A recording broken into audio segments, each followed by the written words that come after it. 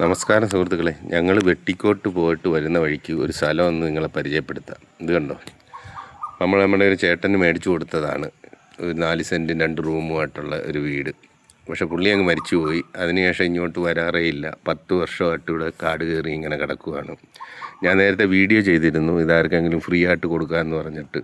അങ്ങനെ ഒരുപാട് ഫാമിലിയൊക്കെ വന്ന് നോക്കി. ചെറിയൊരു പ്രശ്നമെന്ന് പറഞ്ഞാൽ ഇതിൻ്റെ തൊട്ടടുത്തൊരു കാവാണ്. കാവെന്ന് പറഞ്ഞാൽ മാടൻ കാവാണ്.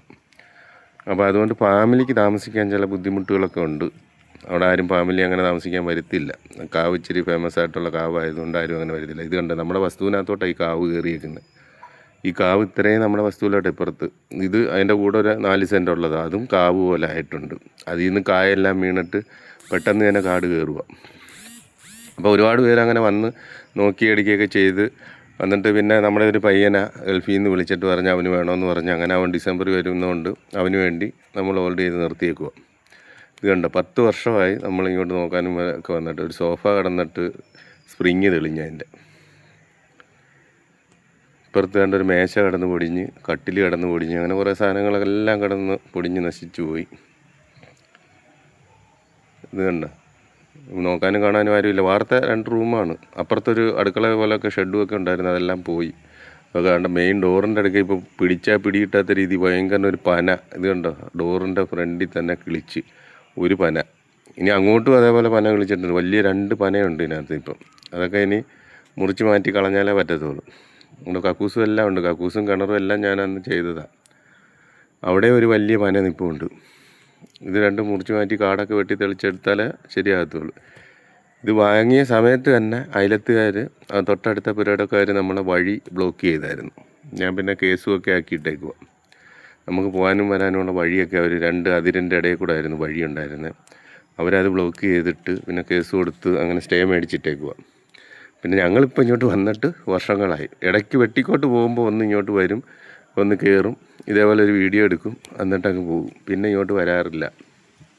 അപ്പുറത്ത് തെങ്ങൊക്കെ ഇപ്പോൾ ഉണ്ട്. തെങ്ങും തേങ്ങയൊക്കെ ഉണ്ട് അതിനകത്ത്. പക്ഷേ നമ്മൾ ഇങ്ങോട്ട് നോക്കാനും കാണാനും ഒന്നും വരാറില്ല. ഒരുപാട് സുഹൃത്തുക്കൾ വന്നിരുന്നു ഫാമിലി ആയിട്ടൊക്കെ ഉള്ളത്. പക്ഷേ ഈ കാവിൻ്റെ ഒരു ഇതുകൊണ്ട് ഫാമിലിക്ക് താമസിക്കാൻ പറ്റത്തില്ല എന്നുള്ളത് കൊണ്ടും അത് പോയതാണ്. അപ്പം അവനത് വേണമെന്ന് പറഞ്ഞുകൊണ്ട് അവന് കൊടുക്കാമെന്ന് കരുതി നമ്മൾ ഹോൾഡ് ചെയ്ത് വെച്ചേക്കും. അതുകൊണ്ട് ഇപ്പം ഞാൻ അങ്ങനെ ഫ്രീ ആയിട്ട് കൊടുക്കാമെന്നുള്ള ആ വീഡിയോ ഇടാറില്ല.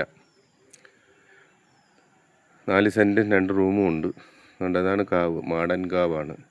ഇപ്പോൾ കാവും പനയൊക്കെ നമ്മുടെ വസ്തുവിൻ്റെ പുറത്തായിരിക്കുമോ പകുതിയോളം. ഇത് കാണുന്ന കാവൊക്കെ നമ്മുടെ ഒരിടത്ത് നിൽക്കുക. അതിൻ്റെ മേളോട്ട് കാവ് വിളിച്ചിറങ്ങിയിട്ടുണ്ട്.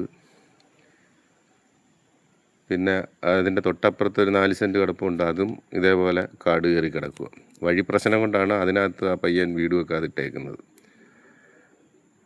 അന്ന് കേസിൻ്റെ കാര്യത്തിന് അവനെ വിളിച്ചിട്ട് അവൻ വന്നതുമില്ല. നമ്മൾ ഒറ്റയ്ക്കാണ് കേസ് കൊടുത്തിട്ടേക്കുന്നത്. നമ്മുടെ വഴി ഭയങ്കര പിടികിട്ടാത്ത രീതിയിലുള്ള മരങ്ങൾ കിളിച്ച് വഴി ഇപ്പോൾ അടഞ്ഞിരിക്കുക. അതൊക്കെ ഇനി ഒരുപാട് പണി ചെയ്യണം. ഇവിടെ ആർക്കെങ്കിലും ഇനി താമസിക്കണമെന്നുണ്ടെങ്കിൽ ഇത് വൃത്തിയാക്കി ഒരുപാട് പണി ചെയ്താൽ മാത്രമേ ആർക്കെങ്കിലും ഇതിനകത്ത് താമസിക്കാൻ പറ്റത്തുള്ളൂ.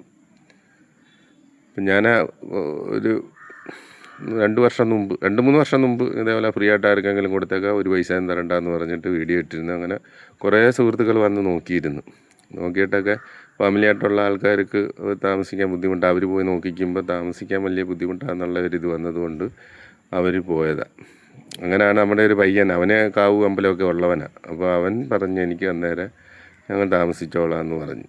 അങ്ങനെ അവന് കൊടുക്കാമെന്ന് കരുതി നമ്മൾ ഇട്ടേക്കും. അതുകൊണ്ട് ഇങ്ങോട്ട് ഇപ്പോൾ വരാറില്ല. ഇപ്പോൾ വെട്ടിക്കോട്ട് അമ്പലത്തിൽ പോയിട്ട് വരുന്ന വഴിയാണിത്. അതുകൊണ്ടാണ് അവിടെ നിന്ന് കയറിയത്. അങ്ങനെ കയറി ഒന്ന് കണ്ടിട്ട് പോവുക. സിദ്ധുമോൻ ഒത്തിരി വട്ടം വന്നിട്ടുണ്ട്. മോൾ ആദ്യമായിട്ട് വരുക. മോള് വന്നിട്ടേ ഇല്ല, കണ്ടിട്ടുമില്ല. അതുകൊണ്ട് ഈ വഴി ഞാൻ കാണിച്ചു തരാം നമ്മുടെ സുഹൃത്തുക്കളെ. നമ്മളെ ബ്ലോക്ക് ചെയ്ത ഒരു വഴി. അതൊക്കെ പിന്നെ കേസ് പറഞ്ഞിട്ടേക്കും. കാരണം ഈ വേലിക്കല്ലും ഇപ്പുറത്ത് നിൽക്കുന്ന മരവും അതിൻ്റെ ഇടയിൽ കൂടെ ആയിരുന്നു വഴി. ആ വഴിയിലെല്ലാം പിടികിട്ടാത്ത രീതിയിലുള്ള മരവും അടയ്ക്കാമരവും അതും ഇതും എല്ലാം കിളിച്ച് കേട്ടോ. ഇതിൻ്റെ 2ൻ്റെ അതിരേ കൂടെ ആയിരുന്നു വഴി. അത് തരാതിരിക്കാൻ അവർ പല പണിയും നോക്കി, നമ്മളെ ദ്രോഹിക്കാനൊക്കെ ഉള്ള പണിയൊക്കെ നോക്കി. അങ്ങനെ കേസിലാണ് ഇപ്പോൾ. അത് കേസ് പറഞ്ഞ് സ്റ്റേ ആക്കിയിട്ടേക്കുക.